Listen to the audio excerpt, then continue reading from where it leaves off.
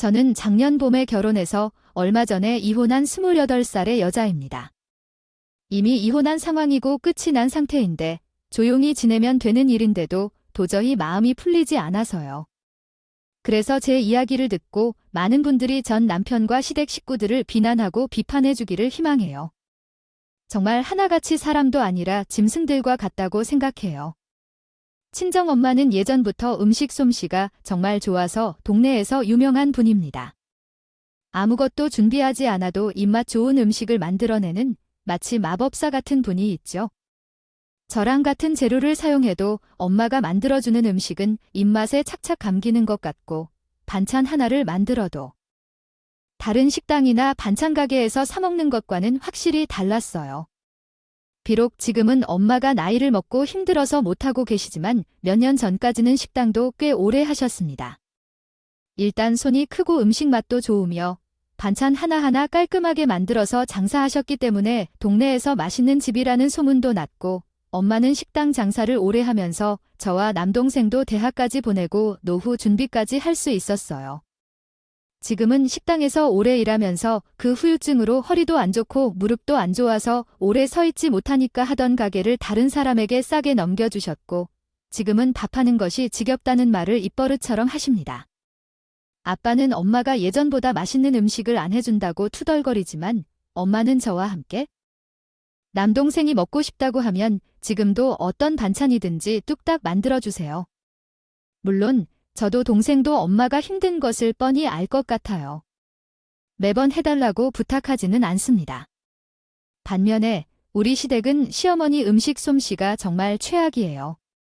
제가 어렸을 때부터 친구들 집에 놀러 갈 때 우리 엄마랑 비교하게 되고 음식 솜씨가 뛰어난 분을 별로 본 적이 없긴 하지만 그 중에서도 시어머니의 음식은 최악 중에 최악입니다.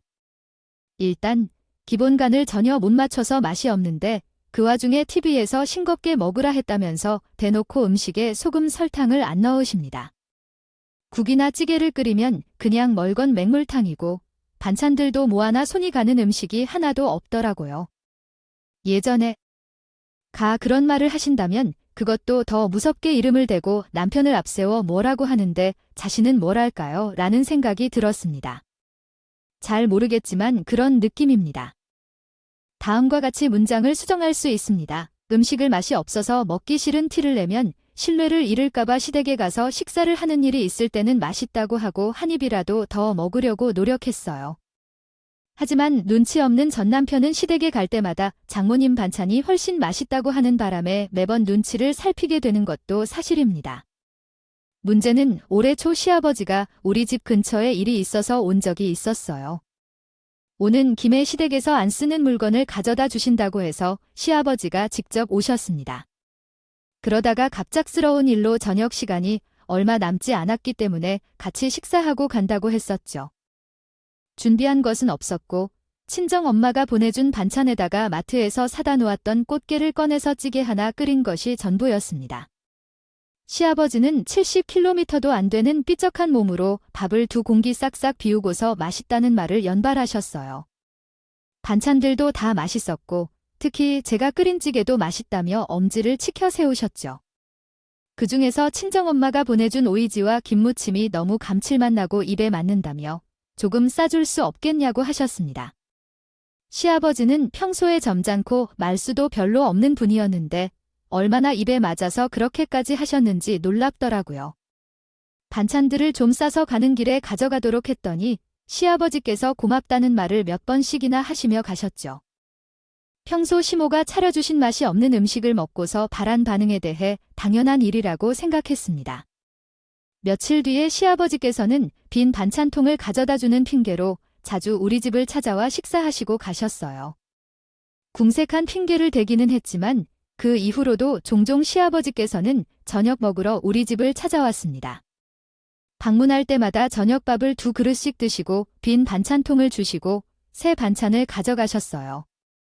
엄마와 제가 만든 반찬이 섞여 있었지만 언제나 시어머니는 아버님이 만든 것이 더 맛있다며 잘 드셨습니다. 이 부분까지는 아무 문제도 없다고 생각했고 언제나 추가로 만들어 드릴 수 있었습니다. 친정 어머님만큼은 아니지만 그래도 비슷하게 흉내를 낼 수 있으니까 시부모님 두 분이 맛있어 하면 가끔 반찬 한 번씩은 해드릴 수도 있겠다고 생각했어요. 그런데 하루는 시어머니께서 직접 제게 전화를 주시더니 너의 어머니가 해주신 반찬에 대해서 반찬값을 줄 테니 매주 한 번씩 사 먹을 수 있을까?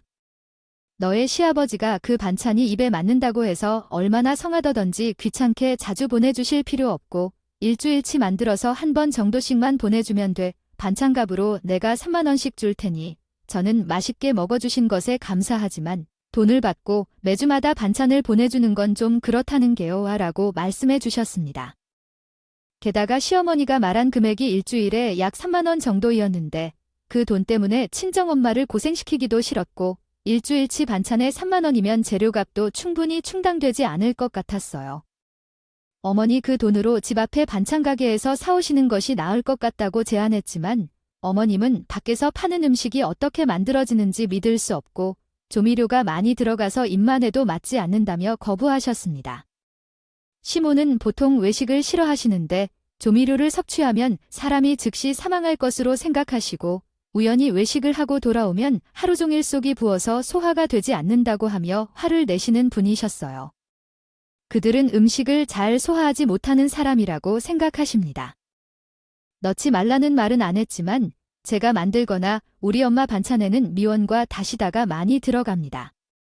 제 엄마는 조미료도 적당했으면 문제가 없다고 생각하는데 다른 사람들은 굳이 조미료에 대해 불만을 표현하는 사람들이 있습니다. 도미로 만든 음식과 조미료를 사용하지 않은 음식을 구별하지 못하고 먹는다고 얘기하셨죠. 우리 시어머니는 그런 사람이었어요. 자신의 음식에 소금을 제대로 넣지 못해도 조미료를 넣으면 문제가 생길 것으로 생각해서 반찬을 만드시면 모든 음식이 싱겁고 같은 맛만 나기 마련이에요. 다른 맛이 전혀 없거든요. 어쨌든 친정엄마는 60대 중반인데 일주일에 3만 원을 벌어 사돈댁에 반찬을 보내주는 일을 하고 있으니까 재료비와 택배비만 빼면 무료 봉사하게 되었는데 그 정도 돈을 아쉬워하는 것 같아요. 사람도 아니고 솔직히 전화를 듣고 있는데 조금 기분이 나빠졌어요. 대체 시댁에서는 우리 집을 어떻게 생각하는 건지 모르겠어요. 양가 부모님끼리 상견례 때 한 번 보고 결혼식 때나 한 번 보고 그 이후로는 얼굴을 본 적도 없고 연락도 한 적이 없는데 아무리 반찬이 입에 맞아도 사돈댁에 돈을 줄 테니 매주 반찬을 만들어서 보내달라는 말을 할 수 있는지 그 속을 이해할 수 없었습니다. 제가 거절하자 시모는 3만 원이 돈이 적어서 그러냐며 얼마가 필요한지 말해보라 하고 일주일에 한 번이 어려우면 한 달에 2번이라도 좋으니까 반찬을 보내달라는 말을 계속했어요. 저는 그건 좀 아닌 것 같다고 우리 엄마도 건강이 안 좋으셔서 식당도 못 하시는데요. 부모님께 거부하는 거라 부담 주고 싶지 않고 괴롭히고 싶지 않아 이유를 말하고 거절했습니다. 전화를 끊고 다음 날 남편이 찾아왔는데 저에게 다시 부탁했어요. 시부모님은 우리 엄마의 반찬을 맛있게 먹었다고 해서 꼭 보내줬으면 좋겠대요. 장모님께 한번 얘기해봐야겠다고 하더라고요. 집에서 심심하신데 용돈도 벌고 소일하면 좋지 않을까요? 계속 쉬고 계신 우리 엄마도 세상 어떤 사람이 푼돈을 받고 사돈댁에 반찬을 납품하신다는 거예요. 만약 거절한다면 시부모님 기분이 상할 것 같고 엄마에게 신경 쓰게 하고 싶지 않았습니다. 혼자 고민하다가 결국 제가 만들어서 1~2번 보내기로 결정했습니다. 그래서 시모에게 전화를 걸어 우리 엄마가 해당 UIL 투어 6공원 관련해서 얘기해 주시길 부탁했습니다. 무릎이나 허리가 좋지 않아서 매주 이렇게 보내시는 것이 힘들다고 하시네요. 그래도 맛있게 드셨다니 다행입니다. 그래서 이번에는 한 번은 그냥 드시라고 반찬을 보내실 거라고 말씀하셨어요. 돈은 따로 보내주지 않아도 된다고 했죠. 그리고 저는 주말에 마트에 가서 재료를 사다가 5가지 정도의 반찬을 만들었습니다. 엄마, 제 손맛이 아주 좋은 건 아니겠지만 그래도 시어머니가 만드신 반찬보다는 낫거든요. 미역줄기 볶음, 김무침, 더덕도 다듬어서 먹기 좋게 손질했고 마른 새우도 사다가 볶아서 견과류를 넣고 잔멸치도 볶았어요. 친정엄마가 보내주신 오이지를 잘라서 함께 담아 묻은 걸 빼고는 모두 제가 직접 만들었어요. 제가 도와드리고 싶어서요. 버는 안 할 생각이라 오래가는 마른 반찬 위주로 만들어서 양을 좀 넉넉하게 큰 통에 담았습니다. 그리고 다음 날 친정엄마가 우리 집으로 택배를 보내셨다면서 시댁으로 가져다 드렸죠. 시모는 고맙다며 반찬값이라고 3만 원을 제게 준다고 했는데 그 돈 받으면 앞으로도 계속 가져다 달라고 할 것 같아서 끝까지 안 받고 거절했어요. 사실 이미 재료비가 3만 원보다 훨씬 더 들어간 상황이었습니다. 그냥 좋은 게 좋은 거라는 생각이었고 막상 시모가 반찬 받고 좋아하는 모습 보니까 기분이 나쁘진 않았습니다. 집으로 돌아오면서 지게 뭐 어려운 일이라고 못하겠다고 딱 거절을 했나 싶은 마음이 들어서 앞으로도 한 달에 한 번 정도는 우리 집 밑반찬을 만들면서 같이 넉넉하게 만들어서 시댁에 가져다 주어야겠다는 생각을 했었죠. 그러나 그런 제 생각은 집에 도착한 순간 산산조각 나버렸어요. 아파트 엘리베이터가 우리 집에 올라가기도 전에 시모에게서 전화가 왔는데 처음에는 반찬을 가져다 줘서 고맙다는 말을 할 줄 알았기에 기분 좋게 웃으면서 받았어요. 그러나 시모가 하는 이야기는 제 예상과는 완전히 다르게 나왔습니다.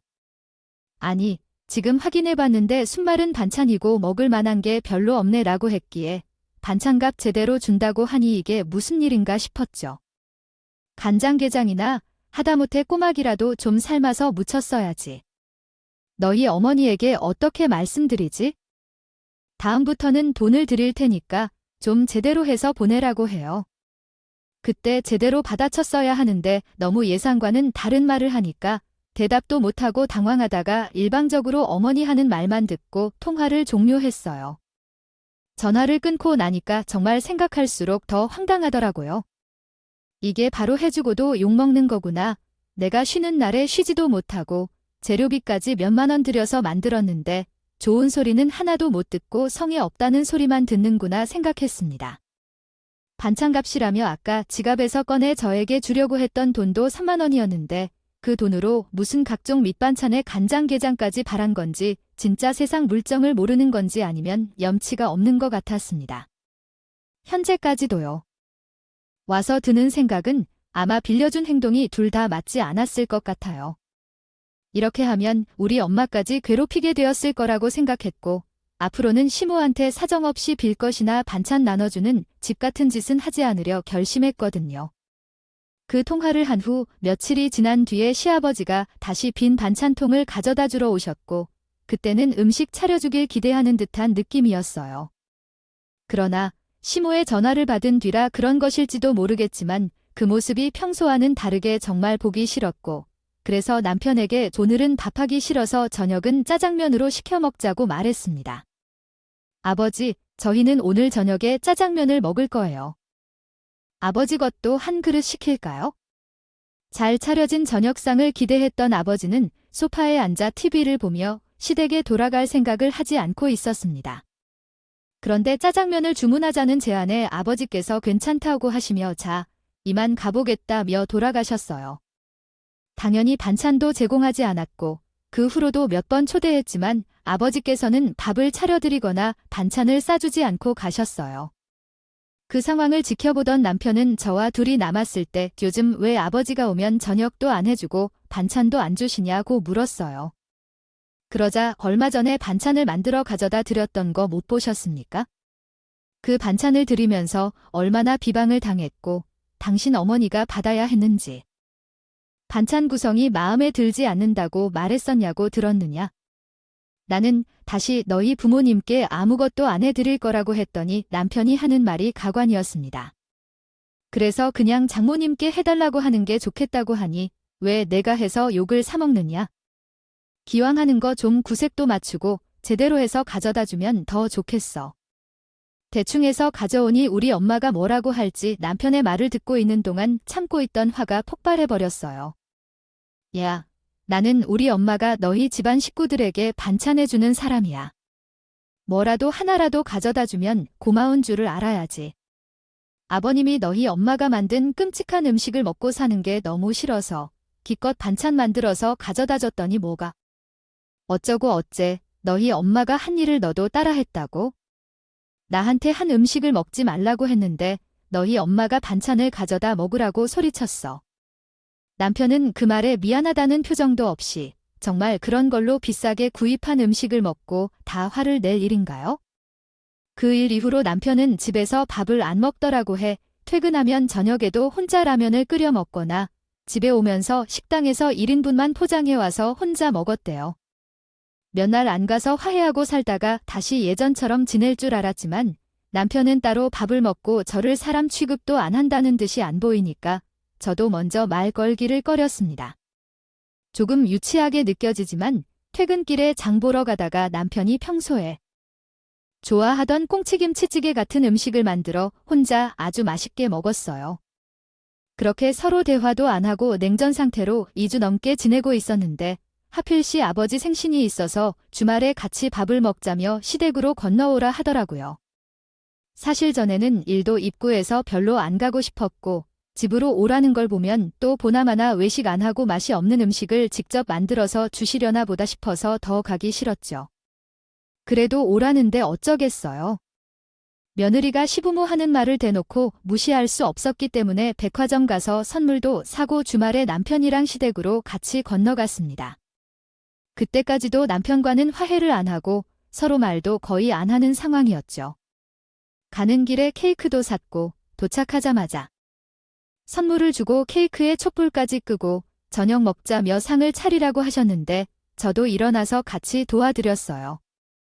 음식을 퍼서 담고 상에 옮기는 것 같이 하고 있었는데 생일상이라고 이것저것 많이 준비하셨다고 하더라고요. 잡채와 갈비찜이 너무 허술해 보이긴 했지만 직접 하신 것 같았고 미역국에는 비싼 성게알도 들어 있었어요. 그렇게 밥상을 다 차리고 자리에 앉으려고 했는데 제 밥그릇과 국그릇이 없었어요. 시부모님과 남편의 것만 3개가 차려져 있었는데 어머니께서 뜨면서 깜빡하고 제 것을 하나 빼셨을 거라 생각했죠. 제 밥그릇이 없네요. 하니 다시 주방에 들어가려는데 시어머니께서 저를 막으시면서 넣어줄 밥은 죽의 가격을 보여주어야 할 것이고 지금 그런 상황에서 내가 할 일은 뭘까요? ONNTNCCASION 아내주는 연사아님이 어디에 있는지 남편과 아버지는 말도 없이 밥을 먹고 있었고 제가 자리에 앉을 수도 없어서 그냥 식탁 앞에 서서 있었던 상황이었습니다. 전 이 개인적인 일을 제게 그대로 이해하며 보복을 하려는 것이구나. 남편이란 사람은 제가 좀 말다툼을 했다고 자기 어머니에게 내용을 그대로 다 드러내버렸구나 하는 생각이 들어 너무 짜증이 났습니다. 저를 옆에 병풍처럼 세워두고 시어머니와 두 분이 밥을 먹는 모습을 지켜보며 여기 있어야 한다는 생각이 들어 갑자기 옷을 걸치고 나가려고 했습니다. 하지만 갑자기 생각해보니 직접 백화점까지 가서 사온 시아버지의 생일 선물이 있었어요. 생각나서 그걸 다시 종이 가방에 넣어서 들고 나왔어요. 나오는데 그 집안 세 식구 모두 나가는 저를 쳐다도 안 보고 꿋꿋하게 밥만 처먹더라고 해요. 진짜 대단한 인간들이구나 생각했죠. 혼자 집에 돌아오는데 취심도 들고 자기들끼리 셋이서 저한테 한 방을 먹였다며 깔깔대고 있을 모습을 상상하니 너무 화가 나서 견디기 힘들었습니다. 남편에게 그냥 너는 평생 너네 집에서 밥 먹으라고 하고 이혼하자고 했어요. 우리 부부가 사는 집은 제가 결혼하기 전에 혼자 살고 있던 임대 아파트였는데 작년에 결혼한 뒤 임대 계약이 끝나기 전까지는 계속 살 생각으로 그냥 버티고 있었습니다. 남편에게 그냥 여기서 난 계속 지라고 말했습니다. 살 테니까 당장 내일 너 짐 빼고 나가라고 했다. 남편은 나의 그런 메시지에도 답장이 없었다. 결국 그날 남편은 시댁에서 잤는지 집으로 들어오지 않았다. 다음 날 퇴근 후 집에 도착했지만 미쳤다. 옷장에서 남편 옷을 꺼내고 남편 컴퓨터와 같은 짐을 모두 현관문 밖으로 내놓기 시작했다. 커다란 쓰레기 봉투 하나를 가져와서 남편의 옷 등 잡동사니를 집어넣고 아파트 현관문 앞에 놓고 남편에게 그 사진을 찍어서 보냈다. 빨리 와서 짐을 찾아가던지 아니면 내일 아침에 출근하다가 다 내다 버리겠다고 말했다. 짐을 집 밖에 놓은 것을 확인하고 나서 남편이 제게 미친 듯이 전화를 걸었지만 30분 뒤 혼자 거실에서 TV를 보고 있을 때 밖에서 부시럭부시럭 소리가 들렸습니다. 남편이 짐을 가져가는 것이라고 생각했고 혹시 문을 열고 들어와서 저를 꾸짖거나 사과하거나 싸울 준비를 할 줄 알았는데 그저 조용히 자기 집으로 돌아갔습니다. 지금 생각해도 약간 창피하다 싶네요. 그런 사소한 일로 싸우다가 시부모까지 개입되어 돌이킬 수 없을 정도로 되어버렸고 남은 선택은 이혼뿐이었습니다. 어디서부터 해결해야 할지 모르겠고 남편과 시부모에게 먼저 사과해야 한다는 생각에 억울했습니다. 또한 그 정도로 다시 함께 살고 싶지 않았고요. 결혼 후에도 생활비를 반반씩 내고 나머지 돈 관리는 각자 하고 있었습니다.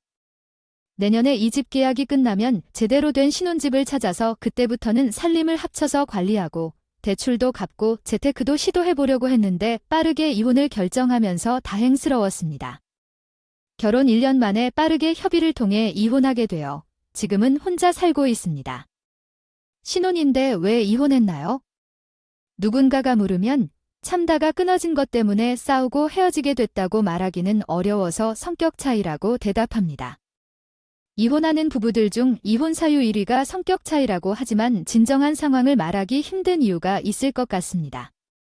남편도 다시 시댁으로 돌아갔으니 그 사정을 이해해 주시길 바랍니다. 다음 여행만 만나기 전까지 시어머니 반찬을 먹겠죠. 혹시 모르지만 만약 그 사람이 다시 결혼한다면 장모님이 운영하고 계신 반찬 가게의 여자와 결혼해야 할 것입니다.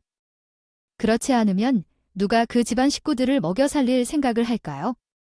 어쨌든 저는 이혼한 덕분에 이 아파트에서 나가지 않아도 되었고 혼자 잘 먹고 잘 살고 있습니다. 잘해줘도 고마운 줄 모르고 더 많이 요구하고 유치하게 보복하는 사람들과 상종하고 싶지 않아요. 이야기는 여기까지입니다. 구독과 좋아요, 알림 설정 해주셨으면 좋겠습니다.